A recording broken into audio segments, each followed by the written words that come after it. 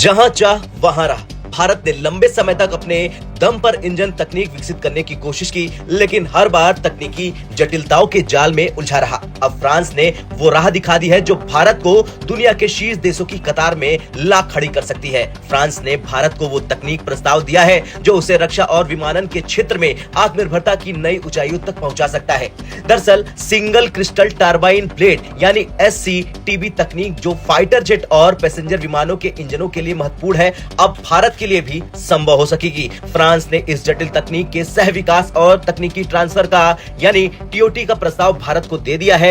ये तकनीक अब तक केवल अमेरिका, ब्रिटेन, रूस और फ्रांस के पास थी और इसे बेहद गोपनीय माना जाता है।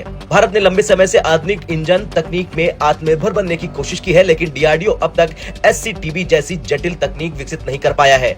फ्रांस का ये प्रस्ताव भारत के लिए उस कमी को पूरा करने का सुनहरा मौका है। चलिए अब जानते हैं SCTB तकनीक क्यों खास है। दरअसल फाइटर जेट्स के इंजन को अत्यधिक गर्मी और दबाव सहने की क्षमता चाहिए। SCTB तकनीक इसे संभव बनाती है। भविष्य में भारत को हजारों पैसेंजर विमानों की जरूरत होगी। SCTB तकनीक से भारत खुद के विमान इंजन बना सकेगा। ये तकनीक भारत को अमेरिका और ब्रिटेन जैसे देशों की बराबरी में खड़ा कर सकती है।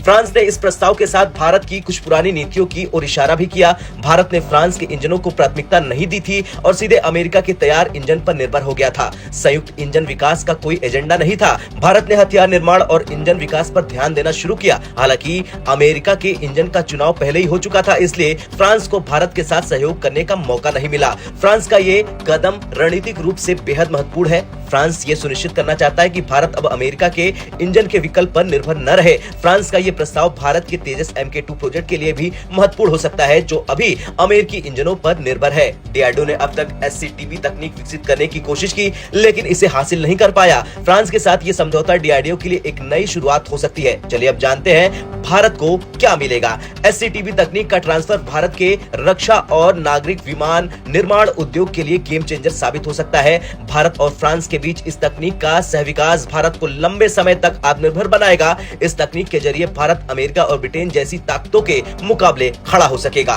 खैर, फ्रांस का ये प्रस्ताव भारत के लिए केवल तकनीकी सहयोग नहीं बल्कि ये एक नया युग शुरू करने जैसा है। लेकिन सवाल ये है कि क्या भारत इस मौके का पूरा फायदा उठा पाएगा? आपका क्या कुछ मानना है? हाँ या ना में कमेंट कर जरूर बताएं।